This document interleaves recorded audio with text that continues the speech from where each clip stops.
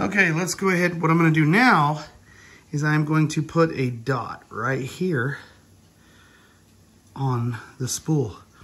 I don't know if you guys can see that dot right there. All right, see that dot? Now, if the drag is working correctly, the entire spool should rotate.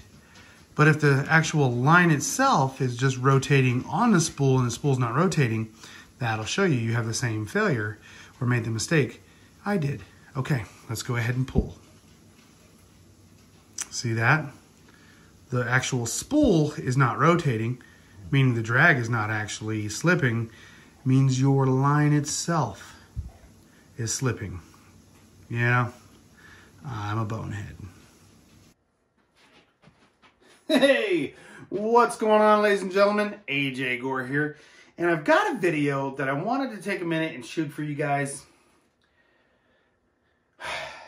And I gotta be honest with you, it's an embarrassing video for me. But in my moment of embarrassment, in my moment of realization, in my bonehead world that it is, I made a mistake recently. And I thought I had a defective product. And then come to realize it was an amateur mistake that I knew better. I should have known better.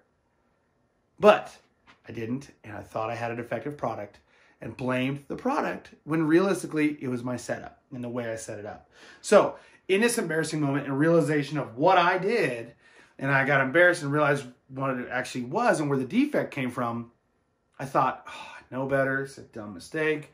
Oh, why did it take me so long to figure it out? Well, what if some people don't figure it out, or somebody doesn't know any better, or this has happened to you and you just didn't realize it at the moment?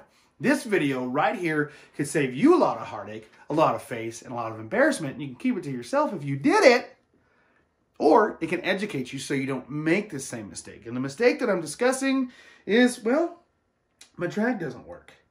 And what I'm talking about on my drag doesn't work is I can take my drag and I can tighten it down on my reel. And this happens to be a KastKing Speed Demon Elite, one of the most advanced reels on the market.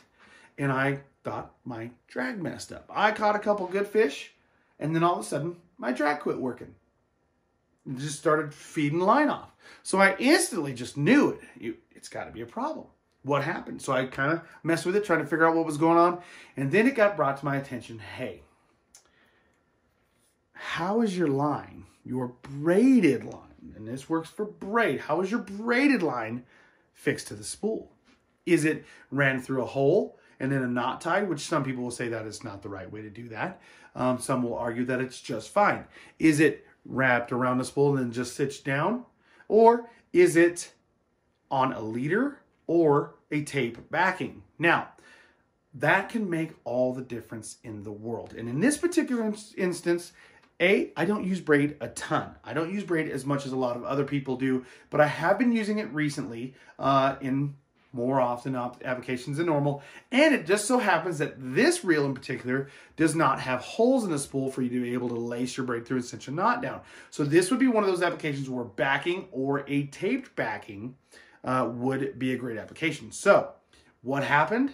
Well, I just tied a knot, cinched it down, and went for glory. Well, you know what? After a couple fish, a couple good hook sets, this whole line is spinning freely on the spool. The spool's not moving, but my line is peeling off, giving me the impression that my drag is failing. In reality, it's not my drag at all. It's my line free rotating on the spool. So what I'm going to do, ladies and gentlemen, is I'm going to break this down. I'm going to go ahead and strip this line off, show you some different types of spools and how you can line them up or mistakes not to make. And then I'm going to show you how I'm going to spool this now with a tape backing straight to braid so I don't have this mistake and hopefully prevent you from having the same mistake in the future. My mistake and my failures can definitely work as a positive and help you from making the same mistake. Let's get this line off of there. Okay, let's go ahead. What I'm going to do now is I'm going to put a dot right here on the spool. I don't know if you guys can see that dot right there. All right, see that dot? Now, if the drag is working correctly, the entire spool should rotate. But if the actual line itself is just rotating on the spool and the spool's not rotating, that'll show you have the same failure or made the mistake I did. Okay, let's go ahead and pull. See that? the actual spool is not rotating, meaning the drag is not actually slipping, means your line itself is slipping. Yeah, I'm a bonehead. That's pretty much what's happening, but with the entire spool of line. See how I'm able to just rotate this spool and the knot's moving? Yeah, I was able to catch a couple fish before it came free, but come on, AJ. You know better than that. All right, guys. So I went ahead and removed the line off of the Speed Demon Elite. So let's go ahead and take a look. I'm gonna pop this open. And we're gonna go over some spool designs. Ooh, look at that. True centrifugal braking. Dope, dope, real. So if you look, the speed, excuse the hands. Yes, I am a technician for a living and I got ugly hands. Let's keep America going. Anyways, so if you look on this spool, you have holes on the inside right here of the spool, but not on the actual running surface of the line, okay? So you don't have them in that area, okay? So now that's where my problem kind of presents itself. Now, when I do use braid, and I don't use braid a ton except for maybe flip and pitch and frog and some things like that. And I also kind of like to use, you know, some big heavy fluorocarbons, you know, in the world of, you know, 17 to 20 pounds when I do some of that stuff. It still works, but a lot of times I'll use, a lot of your spools will have holes in the surface where the line rides, and I'll just go in there and tie a knot, and that works pretty good. Never had a problem before until recently, but that's because I didn't have an anchor point. Now, I should have known better, and I made the mistake. Now, some other spools, kind of like the Zephyr, I've done the same thing on when I've ran braid on it, and it's worked out just fine, just fine. But again, holes that I can poke through and anchor down on. Same thing like on this Mega Jaws here. It's got those holes that you can transition through and anchor down to. Now, if you can't do that, or you don't want to do that, or you're a naysayer against it, guys will run like a monofilament backing and then cinch it down and then tie braid to the monofilament. That's great. Nothing wrong with that. And to me, in my opinion, there's nothing wrong with tying braid straight to this spool here. Everybody can point out 10 different reasons why you should or shouldn't. So one wrong way though is, or at least I knew it was wrong and it didn't work for me, is I tied straight to this spool without an anchor point and it slipped. So 2-3 fish later, I had a problem and thought it was my drag. It was not my drag. So whether you run a knot through the hole to start your anchor point, or you run monofilament or a plastic line as a backing, then run to braid, that will work great for you. Today, what we're gonna do, we're gonna use good old-fashioned tape backing and then cinch our knot down. So what we're gonna, all right, so what we're gonna do here is take our spool and we are gonna take a piece of tape. You don't need a ton. Probably more than enough.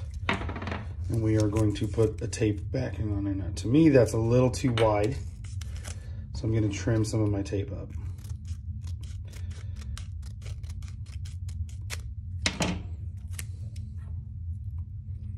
Looking good, looking good. A slight little start there so it'll lay flatter. You don't have to do this, ladies and gentlemen. You can do your own way, but as long as you get you a backing tape or something to that nature in there for that line to seriously anchor to. This spool has a little bit of a arch to it, so my tape does not lay completely flat. But what that's going to do is give this soft, squishy point for your braid to anchor to. I'm going to leave my spool out because I have a hard time fighting the line through there.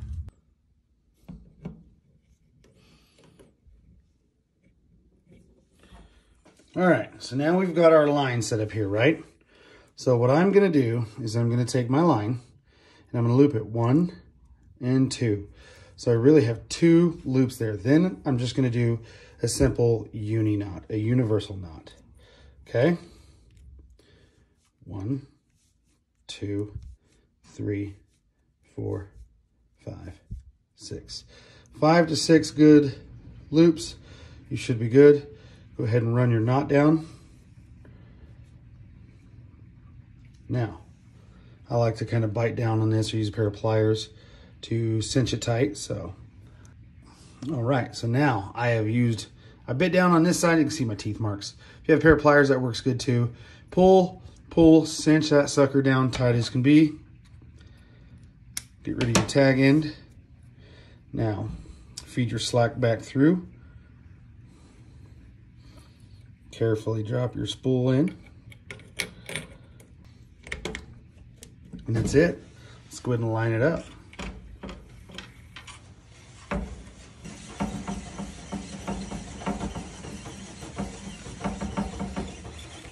That looks about good enough for me. And that's it. That's all it took to go ahead and stop and cure my spinning problem. And you know what? It was because I didn't do the correct prep work to begin with. Got in a hurry, made a bonehead mistake, and paid the consequences for it. But now, I'm ready for action. And hopefully this helped you guys. Okay, so let's check it out. We got the, I went ahead and rigged it up. I've got me a flipping setup going there. I know tungsten's better, but I didn't have any tungsten right by me. Anyhow, so we are going to check our drag. Remember, it was slipping on us. So I'm going to loosen up my drag, and it was doing that number. But the cool thing is you couldn't really see the spool moving until we made the dot. Now, let's go ahead and run that back down. We're going to tighten our drag up and really tighten it up pretty good. Not totally, because I don't think we need to cinch it all the way down. See how it's already starting to stop and dig the line in?